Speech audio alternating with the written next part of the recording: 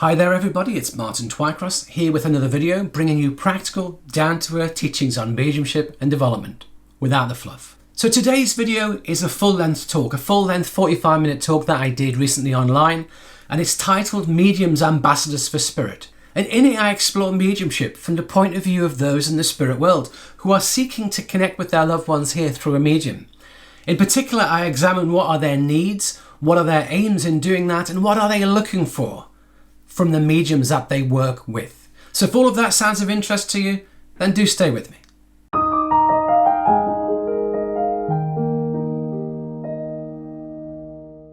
And good evening, ladies and gentlemen. It's such a pleasure to be here with you and talk to you this evening. So my talk for this evening is called Ambassadors for Spirit. Mediums, Ambassadors for Spirit.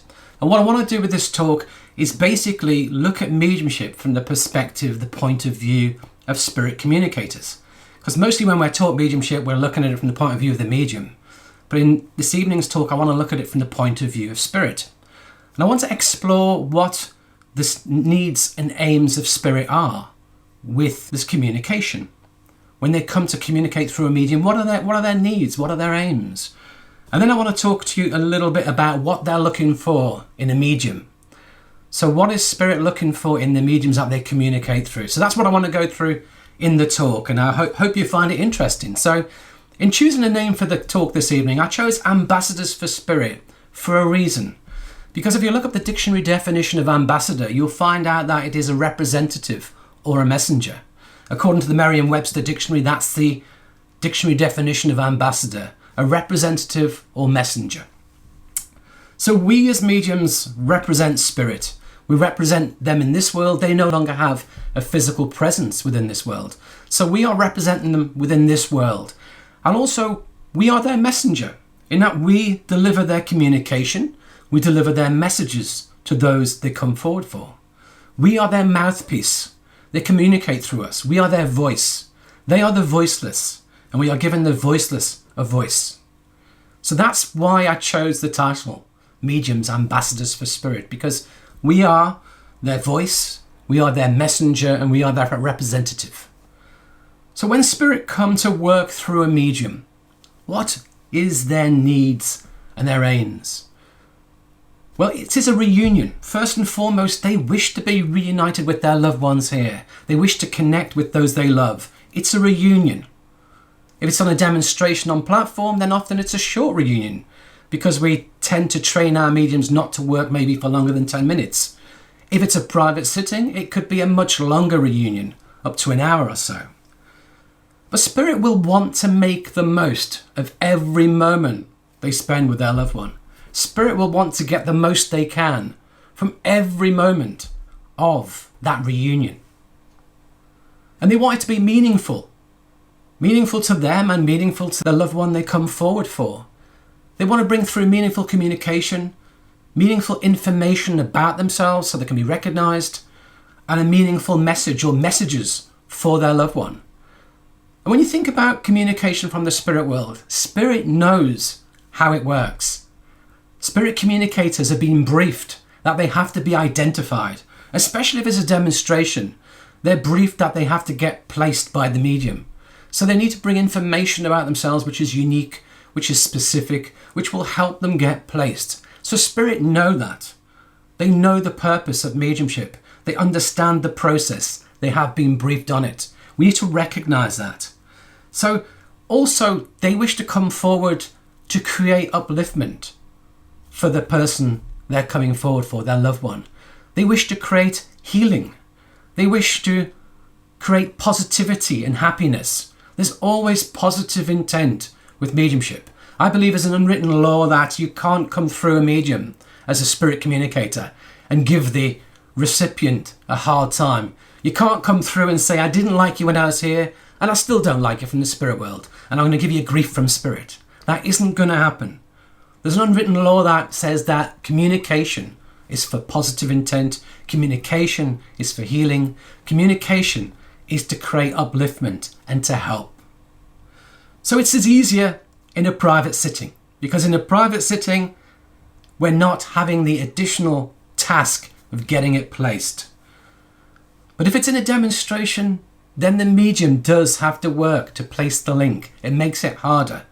So if I was spirit coming through for my loved one, I prefer them to be in a private sitting. But if they're in a demonstration, then so be it. And think about the ideal circumstances for spirit to communicate. If they have multiple opportunities to connect to their loved ones in the spirit world, if their loved ones are forever going to spiritualist churches or forever having sittings with mediums, they have a lot of opportunities. If they're in the presence of a lot of mediums, spirit can choose the medium they want. They can seek the qualities within the medium they want. They can choose the timing of the communication to meet their needs.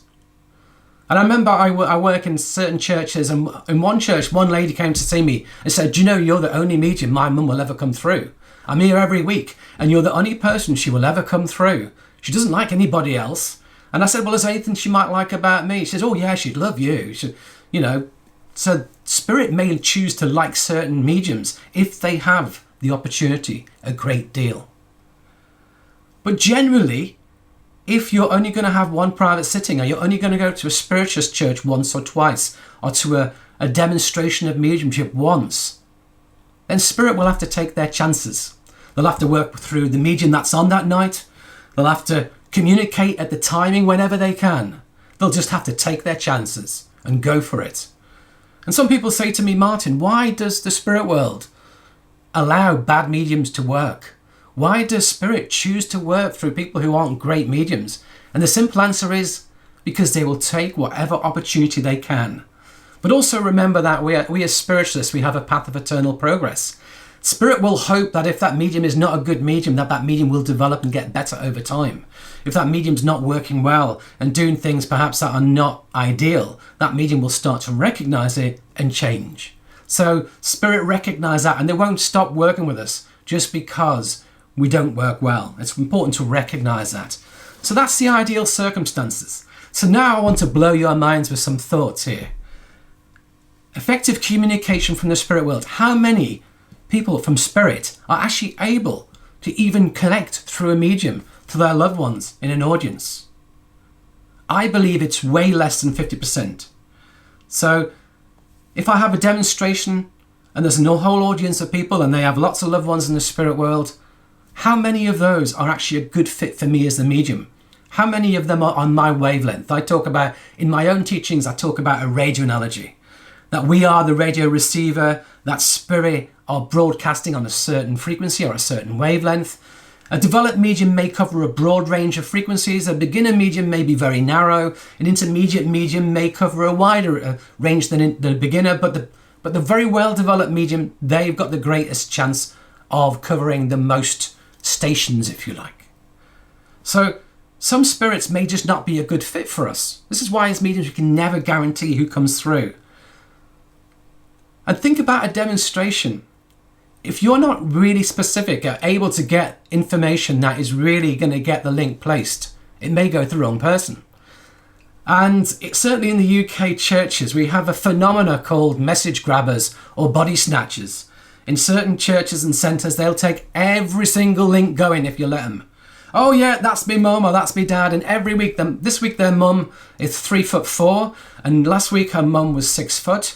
This week her mum was thin, and last week her mum was extremely overweight, and on it goes. And they'll just snatch anything. They'll grab it. And as a medium, if you can't manage that, if you can't control that, then what's going to happen is there'll be a switchover from spirit. The person coming forward will go, "That's not my loved one. You're in the wrong place." And the person who the person's thinking of will say, well, "I'm available if you need me." "Oh no, he's not going to move. Okay, let's have a quick switch around, a quick switch over," and the right spirit will come forward and it will start to work again. And that's what happens, and I see it a lot. So I think way less than 50% of communicators can get through for the radio analogy reasons, for the switchover reasons, for the message grabbers. And then when we look at all the contacts that do get through, how many of those contacts actually meet those aims and needs of spirit? Remember what I said about the reunion, the meaningful communication, getting that connection, getting them recognized, bringing through meaningful messages, allowing them to do what they want. What percentage of contacts actually meet Spirit's aims. Now, I was trying to come up with the thought of this, and I personally believe it's less than 10%. So of those links that actually get placed, I believe less than 10% truly meet Spirit's needs and aims. Not to say that we're not meeting them in some way on the other 90%, but that really in terms of doing the job well for Spirit, I'd say it's less than 10%. And why would that be? Well, first of all, if we're going to allow Spirit to communicate everything they wish to communicate, we've got to develop ourselves to a pretty good standard. We're going to be capable of receiving all the different types of information, evidence they wish to bring. We've got to be capable of receiving the messages they wish to bring. We've got to really be a good fit, a good vibrational match. If they're on that wavelength there and I can only get close to it but not quite, it's a bit like a badly tuned in radio station. I get bits and pieces, but it's not brilliant. But if I was well tuned in, really well blended, it'd be so much better. Also, how much control is the medium retaining? If I'm saying, well, look, I'm not going to give that, that's a whole load of rubbish. I want some really good evidence, Spirit. Can I have your name, your address? Can I have exactly how you passed? Can I have your birthday? I want all of that. I don't want the fact that you're mum and you love them. Yeah, we know all of that. That's boring. We want something good. And they go, no, I'm mum, that's my daughter. I need to connect as mum. I don't need to connect to somebody who was born on the 26th of August. I don't need to connect to somebody who has a connection to Aberystwyth in Wales. No, I'm mum. That's my daughter. So are we allowing them to bring what they need to bring? Are we creating any barriers or obstacles which are blocking communication? I've seen mediums work who get emotional and start crying and can no longer work. They've allowed emotions to get in the way. They're blocking the communication. Are we letting Spirit be in charge of the communication? Are we letting them control it? Are we letting them bring the evidence and the messages they want to bring? Or do we follow our training that, well, we start with a description, and then we need a passing condition, and then we need to get their personality? If we start like that, I know some mediums who start and every single link begins with a 2-minute description of them. I'd far rather say, I've got your dad here, and your dad worked on the submarines. Well, that's much nicer, much more interesting. Rather than me saying, I've got dad here with grey hair, he's about 5'10", and he's got a bit of a tum, and everyone in the audience thinking, I know a man like this. It's not going to help you. So Spirit know what they need to bring. We've got to be open to get it. And who are we serving? Are we serving ourselves? Are we serving Spirit?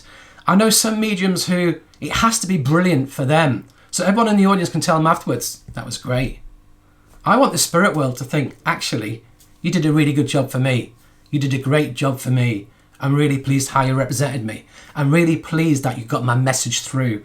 I'm really pleased that you were my voice for that 10 minutes, that half an hour. That's what we want. We want to be working for Spirit, not ourselves. We want to be doing the job for them. So that's why I believe that probably less than 10% of all Spirit contacts are truly meeting the needs of Spirit. And if we develop ourselves, we can meet the needs more. So what does Spirit want from us? If we said to Spirit, okay, what do you want in a medium? What do you think they would say? And I've got a few things that I've got here that I think they would say. First of all, they would want a medium. If I want to connect with my loved one, I want a medium. I went along to that church, my loved one was there, and the person on platform, all they did was psychic work all night. They told everyone in the audience lots of lovely messages, told them all about what was going on in their lives. They told them all sorts of psychic information, and I never had a chance. I did a demonstration a little while ago in a church, and at the church afterwards you get to sit at the front and have a cup of tea with the committee, and all the congregation is still behind you having their tea. I thought I'd done a really good job that night. I was really chuffed.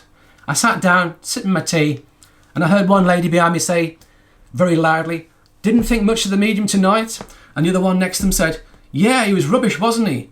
And I was thinking, I thought I was all right tonight.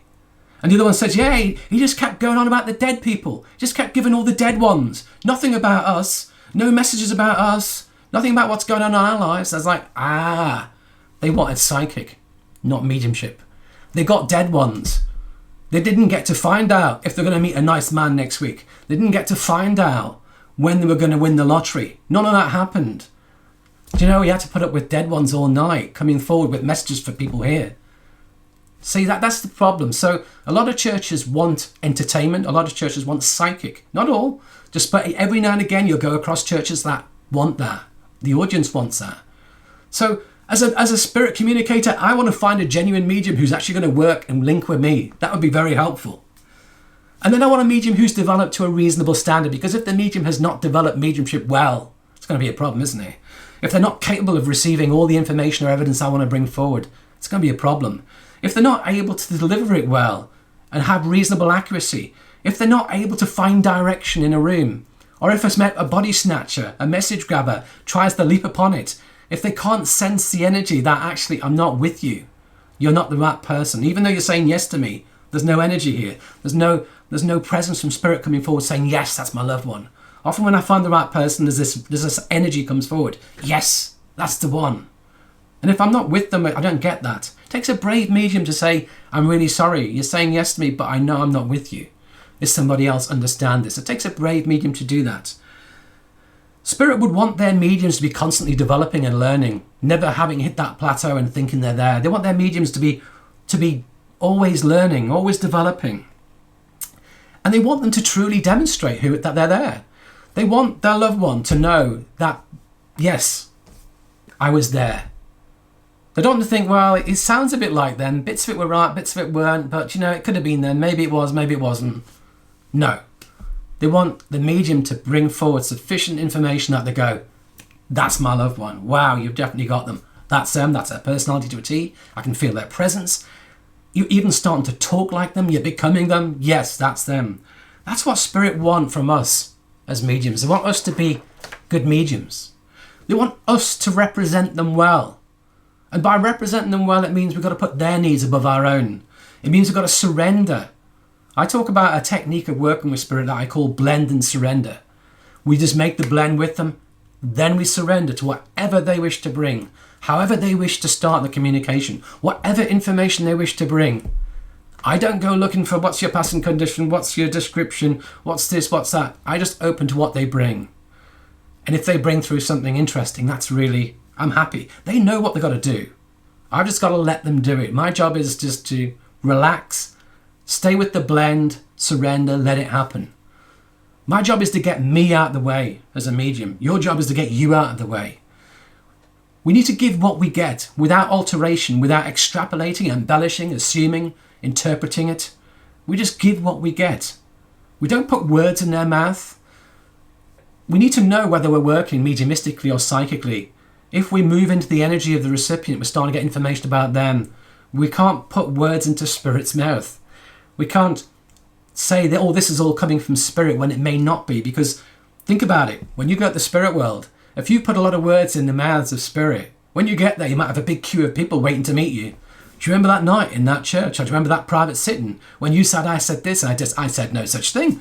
You're picking it up psychically. That was your own mind. That wasn't me. That wasn't me. That was you. So we got to be honest. So that's what they want. We've got to represent them well. We've got to relinquish control. Any of you are here control freaks? If you are, when you're doing mediumship, you've got to park it.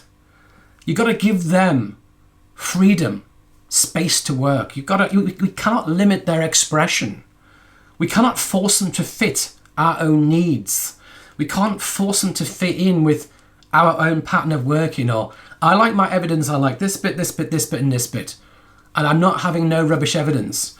They don't want us to decide what we're given and what we're not. I know often that we teach that you get information and you reorder your evidence how you present it. I often teach that we want to get 5 good bits to open a link. But that doesn't mean all the information you get that's not good, you throw it away. Yes, bring it in once you got your link placed. Yes, you check that this is all right. Yeah, absolutely. But we don't throw it away. If Spirit have brought it, give it. We shouldn't be the filter that says, well, that bit's not very good. I'm not having that. They're not getting that. No, that's not good. I want something good. I want something better. So we have to let them bring what they bring. Many mediums work with a certain pattern. Many mediums work in their comfort zones. A lot of times, once people have been working for a while, they work with a certain type of communicator. They work with certain types of evidence. They like to start in a certain way. Just like that medium I spoke about, who always starts with a 1-minute description. Every link is always going to be starting with description, whether you like it or not. And that restricts spirit. And if we're always given the same types of messages, that restricts spirit. If you find that happening yourself with your own mediumship, you're in your comfort zone. You've got to start getting brave and push yourself beyond it. You've got to start seeking new things. And Spirit wants us to be a clear channel. It sounds crazy, doesn't it? It sounds obvious. They want us to be open to receiving whatever we get. And they want us to be a clear channel through which it can be expressed. So we can't be judgmental. We can't judge them. We've got to create a safe space for communication. We've got to hold space for Spirit to enable that connection with their loved one. We've got to sort our own stuff. I trained as a therapist, and as a therapist, what you have to do is you have to go through therapy for all your own issues before you're allowed to practice, so that nothing will come up in therapy that will make you go into a quivering wreck, crying on the floor, because that's not what needs to happen. If we're working as a medium, nothing should come up from us that will interfere with the communication. Whether that's our own thoughts, whether that's our own emotions, we should have sorted our own stuff. We should have healed ourselves. We should have trained ourselves through meditation to quell and calm our own thoughts so they never interfere with the process. There should be no barriers or obstacles to the process of mediumship. We need to do all we can to become clear channels. And Spirit want to work with mediums who do it for the right reasons. Spirit want to work with those who do it because it's healing, because it comforts the bereaved, because it, first and foremost, it's service to the two worlds, service to our fellow men, part of the brotherhood of man. They want to work with mediums who are doing it first and foremost to serve Spirit. They don't want to do it for those who want to be famous, those who want to make a lot of money from it, those who want to get a following, those who want to have an ego. When we work for Spirit, we're seeking to diminish our ego, to keep our ego in check. We have to have an ego with a small e, because we have to stand on a platform or to do this work, we have to put ourselves out there on behalf of Spirit. You need an ego, but a very small e with your ego. When we have a big ego, we edge God out. When we have a big ego, we interfere with the process. So ego's got to be kept in check. And the thing of it is, where do you want your following? Do you want your following here? Do you want a lot of people here to like you, love you, tell you how fabulous you are? Or do you want the spirit world to like you? Do you want the spirit world to love you? Do you want the spirit world to tell people in the spirit world what a wonderful medium you are? The thing about a reputation is that the most important reputation we have is the one with those we serve. If you're there as a representative, an ambassador of Spirit, the reputation that you have within the spirit world matters way more than whether people here like you or not. I know some people, some mediums who will work, and it's all about their reputation here. It's all about how good the dem was and how good the evidence was and how many people tell them afterwards how brilliant they are. And that's ego. It's about serving self. If nobody tells me I'm very good at all after a demonstration, I don't mind. As long as I did my best for Spirit, as long as I served Spirit. If people say, the medium tonight, he was lousy, wasn't he? He just kept bringing through dead ends. I don't mind. I don't have to please the people here. As long as the Spirit communicators were grateful for what took place. That's what matters. So we've got to be doing it for the right reasons, absolutely. Spirit want mediums who do it for the right reasons. And then we've got to have the right qualities. I spoke to you at the beginning about a lady who only seemed to come through me. And when I asked the lady what it was, do you think that makes her come through me? She's like, she couldn't stand anybody with an ego, and you're one of the mediums who seems to come here who's quite good but doesn't seem to have an ego. It's like, okay. So we've got to have the right qualities. Humility is a really good quality, being humble. Recognizing this work cannot happen without the cooperation of Spirit. When I start to do mediumship, it's a team effort. There's a lot of people involved. There's a lot of guides and helpers in the spirit world who are working, who are creating the conditions needed. There's people who are helping the communicator. There's people who are helping to create the conditions. It's not just me doing all the work. In fact, I just link, blend, and work with them, and I receive it. It may seem effortless to you as the medium, but it's like a production on a stage. There's a lot going on behind the scenes we don't even know about. So we need to give them a lot of the gratitude, the thanks, That's what I'm talking about with being humble. We got to do our best. Got to give our best efforts. It's often said that God loves a trier and spirit love a trier. Spirit love somebody who will make it happen. I've seen mediums get up on platform and work. First link, not placed. Second link, not placed. Third link, not placed. And you're thinking, oh my God, send them love. They're not having a good night tonight. And the first half an hour hasn't worked, but then it comes good. And then they give a few contacts. And the second half an hour is fabulous. And that's what I call a trier. Someone who, for whatever reason, the conditions are not right, but they keep going. They don't throw the towel in. They don't walk away. For the second half of the night, a lot of spirit communicators were reunited with their loved ones. A lot of spirit communicators were able to connect to their loved ones. And that happened because the person didn't just give up. We've got to be caring and compassionate to everybody, to spirit, to the audience, to the recipient, to the sitter. You know, we've got to work from love. Love is the key. I believe all mediumship has at its very core love and healing. When we can work from a place of love, it can make a huge difference. The great medium Helen Hughes was often known as Helen of Love or Helen the Beloved, because when she worked, everybody could feel the love of spirit. When she worked, she exuded love. When I read that, I thought, I wonder if that would make a difference to my mediumship next time I'm working on platform. So I tried to move to a place of love and allow it to function from love and to exude love. And I was amazed that actually it helps mediumship. So I'm a firm believer that we've got to build love into our mediumship. So we've got to have that compassion, that care. We've got to be honest. We have to be honest where we're getting the information from. And if we get it wrong, we've got to admit we get it wrong. I know some mediums who refuse to ever get it wrong because that shows fault. I was doing a class, and a very good medium went to a person, gave a whole stack of information, and pretty much all of it was no. And I knew they weren't there. And I said, you could move if you wish, see if anybody else can take. Oh, no, I know I'm here. I'm always right. When spirit work with me, I'm always right. And at the end, when they finished working, I said, does anybody else in the audience understand this? Yes. I went through it. I wrote down every piece of evidence. We went through every piece of evidence. It was all taken. They were there. They were not willing to admit they were in the right place. I watched another well-known medium do a demonstration, and they went to somebody, they're getting a lot of no's, and I could take everything. I put my hand up and said, I can take all of this. And actually, a lot of it is truly meaningful to me. And they said, no, I'm not with you. I always have the right direction. I always know where I'm going off the bat. I can't possibly be with you. And what that tells me is that rather than doing what's right for spirit, we do what's right for us, to save our face, to save our reputation. I don't mind if I get it wrong. If I get it wrong, it doesn't matter. Provided we get it fixed, provided we make it work, that's all that truly matters.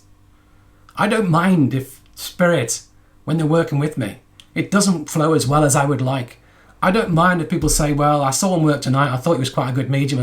I'd heard he was, but he didn't have a great night. As long as I do the job to the best of my ability for spirit, that's all that matters. As long as you do the job to the best of your ability for spirit, that's all that matters. Absolutely. And spirit want responsible mediums. Now that goes without saying, doesn't it? It sounds pretty crazy. Spirit want mediums who work to high standards, who have high integrity. They want mediums who understand the ethics and responsibilities of mediumship. Now, I teach a lot about ethics and responsibilities of mediumship. I have a YouTube channel, and I've got a couple of interviews on that channel all about the ethics and responsibilities. And they're probably, as videos go, they're not the most popular. When we talk about ethics and responsibilities, I know that some people turn off and zone out. But it's so critical, because mediumship has the power to create beautiful healing. But bad mediumship has the power to hurt, to harm. And as mediums, we've got to understand that. As mediums, we've got to understand the power of what comes out of our mouths. We are the mouthpiece for spirit. We are in a position of responsibility when we stand on a platform or when we do a sitting. What we say can really change someone's life profoundly for the good. And what we say can actually destroy somebody for the worst. There's a well-known story during the war of a lady who went to see a medium because her her loved one did not come back from the war. And didn't know if he'd passed, didn't know if he'd been captured, didn't know anything about it. Went to see a medium. The medium said, no, he's in the spirit world. I'm linking to him. He's in spirit. She took her own life because she couldn't cope without him. He came back from having been interred in a prisoner of war camp to find the person he cared and loved the most that took their own life on the words of a medium who made a mistake. So it can destroy lives. It really can. We've got to understand how careful we have to be with what we say. And Spirit want mediums with integrity who will work to the highest standards. We've got to have a tact filter. I always say to mediums, you've got to have a tact filter. I see mediums work and they'll just give all sorts of stuff and I'll think, no. And I'll say, you can't say that in a public domain. You can't say, I've got a man here, he's got a noose around his neck and he's dead and he hung himself. It's, oh, whoa, the energy of that's just so intense. Another medium I sort of start with, I've got a man here, I'm feeling being stabbed and he got murdered. It's like, whoa, the energy is so intense. We can't do that. We start with we build it up gently, we unfold it gently. I've got a man here, I know he passes traumatically. I feel he takes his own life and I'm aware of a restriction in the neck area. That's enough. It doesn't need to be any more than that. And even that in a public domain may be too much. Another example is that I was working, I had a guy who passed in a motorcycle accident. And he showed me his body here and his head over there, and still in the helmet. Now, I'm in a public domain working in front of a platform. It's not my job to tell the audience what I'm seeing. It's not my job to tell the sitter what I'm seeing. What I'm being given by Spirit is for me to understand the nature of the passing. He passed in a motorcycle accident. He passed instantly. I know he died at the scene and there was no possible coming back from it. Yes. That's all that anybody needs to know. Beyond that, they don't need to know any more than what I'm seeing. We've got to have the tact to understand what we give and what we hold back. And we must never cause pain or suffering either to the communicator or the recipient. You know, and that sounds really obvious, doesn't it? Don't cause pain. Now, some mediums teach you it's not a good demonstration unless you make somebody cry. Have you ever heard that expression? I know I've been told that by some, if it's a good demonstration, you're going to make at least one or two people cry.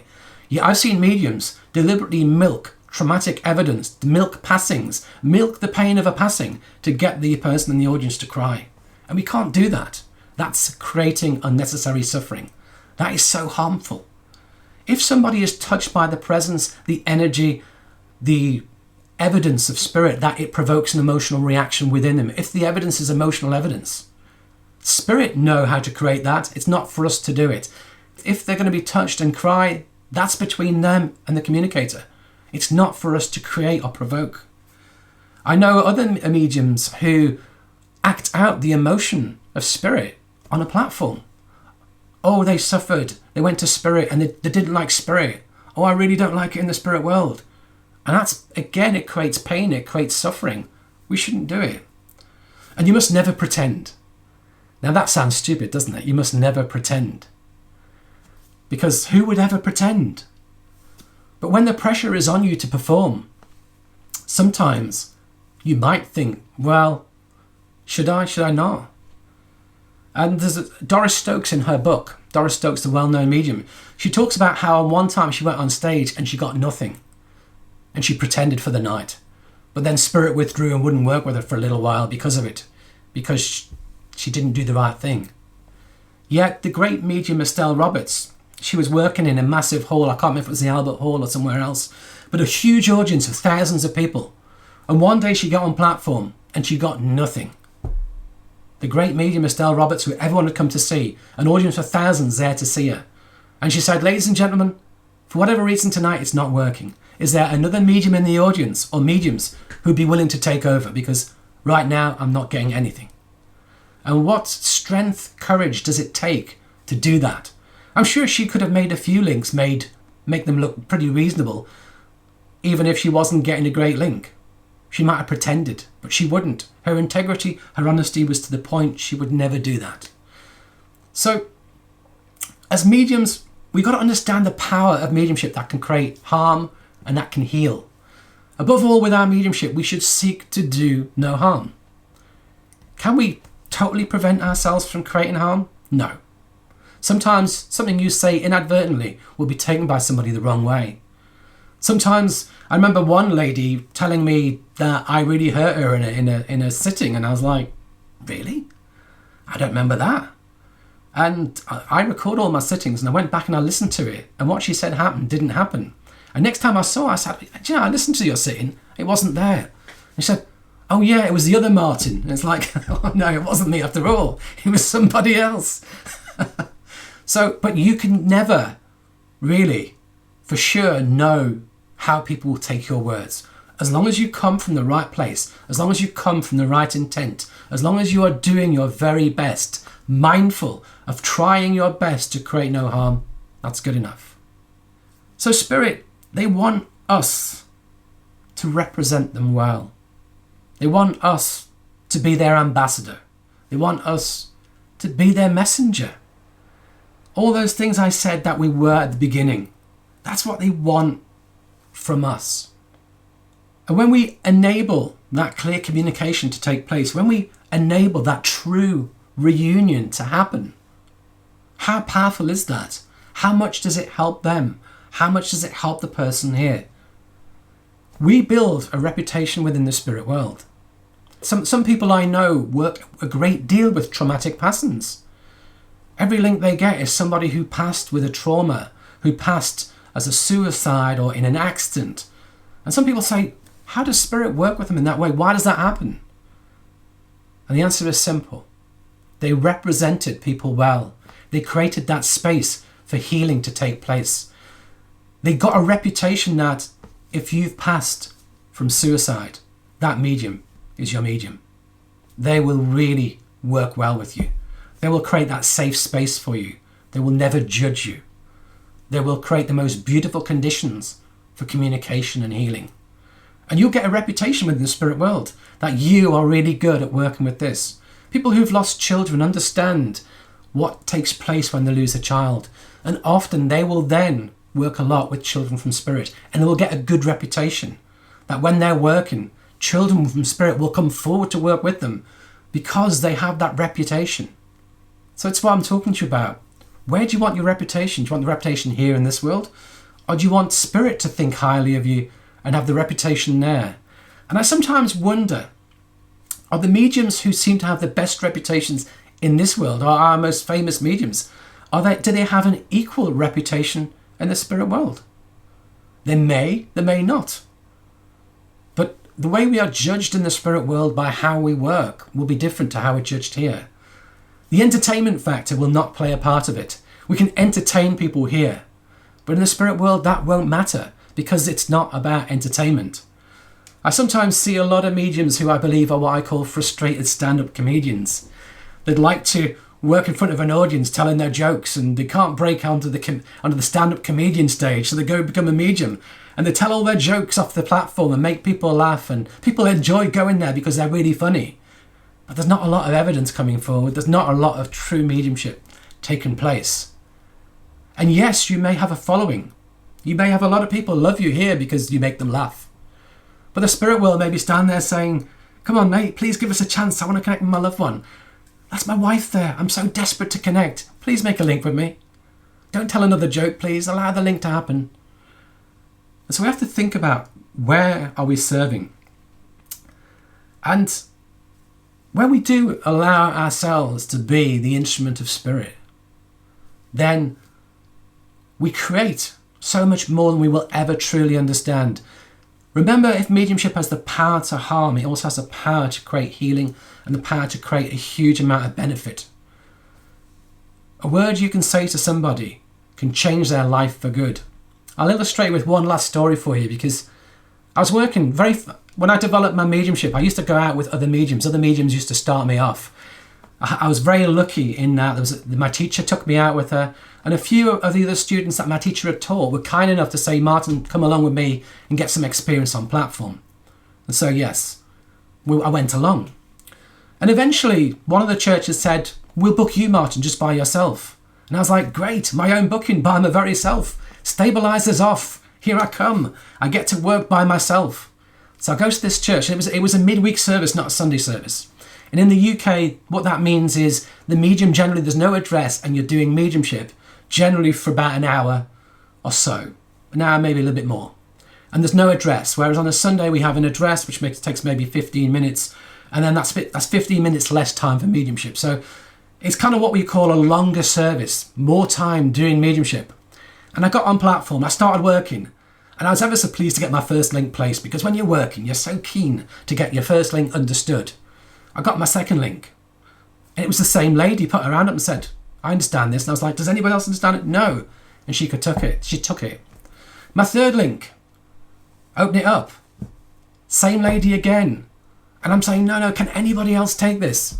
No. But at this point, the chairperson saying to me, Martin, you've got to move.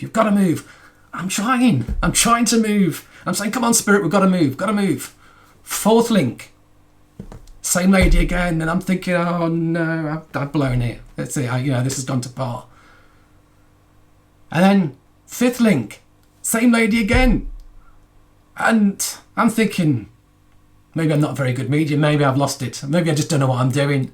And the chairperson's saying, you've got to go. You can't book you again, Martin, unless you move. And I'm like, come on, Spirit, we've got to move. And finally, this lady said, I've had enough now. I'm off. And she literally walked out. And then I moved. Thank heaven she went. I moved. Anyway, I finished off the service. And the chairperson, who's also present, said, I'm really sorry, Martin, we can't book you again. That's not how mediums work. That's not what you do. I'm really sorry, but we're going to have to cancel your bookings. And so that my first church I was booked to work at, it was a disaster. By myself, stabilizers off, didn't work. I drove home in the car and I called Spirit all the names under the sun. I called Spirit every name you could think of on the way home. You useless bunch of people, what do you think you're doing? I've gone and lost all my bookings now. This is just, everyone, the word will spread what a lousy job I did tonight. This is not helping me. I probably swore at them as well. But anyway, it didn't really stop it. I did get on and move on. And about 6 months later, I saw that lady in another church and came up to talk to me. And she said, do you remember in that church when you gave me 5 messages in a row? And I was like, yes, how could I ever forget? That's ingrained in my memory. That will never leave me. And she said, you didn't realise, but I was in such a low place in my life. I really felt like I didn't want to be here. I really was I was at rock bottom. And she said, all the messages you brought forward from the people who I hold most dear in spirit, and you changed my life that night. It turned me around. And I want to say thank you. And I was like, wow. So I then had to drive home saying, I'm really sorry, Spirit. You knew what you were doing. I had no idea. I'm really sorry, Spirit. I will never interfere again. You understand. I don't. I'm a bit of an idiot and you're not. Yes, I get it. So I drove all the way home having to beg forgiveness. And at that point then, I realised who I worked for. Do I work for the audience here who may think I'm a good medium or not? Do I work for the audience here who may say he's a lousy medium because he went to the same person 5 times? Do I work for the church and the president and the chairperson who said, Martin, you're not a good medium, we can't book you? Or do I serve Spirit? Do I let them bring whatever they need to bring to change lives, to touch souls, to create profound healing, to save a life? Where do we work? Who are we working for? Who are we serving? Do we serve ourselves? My ego got bruised because people said I was lousy and wouldn't get bookings again. But the spirit world, they knew what they had to bring. They knew what they had to do. And luckily they were able to do it.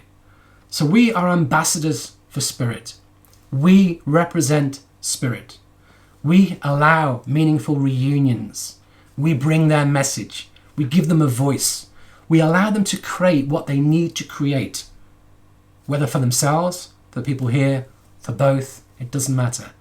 The job of the medium is to be that representative spirit. So I hope that has given you some understanding and some insights into why I feel we should always approach working for Spirit with the perspective of Spirit communicators in mind, with the perspective of how we best serve them, how we best meet their needs and goals and aims. Because in doing so, we serve ourselves and we serve others. In doing so, when we get to the spirit world, when we finally reach the spirit world, there'll be a lot of people who want to thank us. There'll be a lot of people who have a lot of gratitude towards us.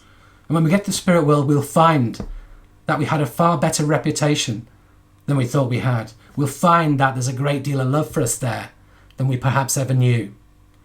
So I hope that you found that beneficial, helpful, useful, and get something from that. So if you've enjoyed this video today, then do hit the like button and do leave me a comment. If you enjoy my teaching, do subscribe to the channel and do check out my other videos. If you want to support the channel, you can do that by checking out my courses, my products, my study program available from my website and store. I'll put a link to that in the description and comments below. But I hope you've got a lot from today's video. I do hope you found it helpful. I'll look forward to seeing you all again in the next one.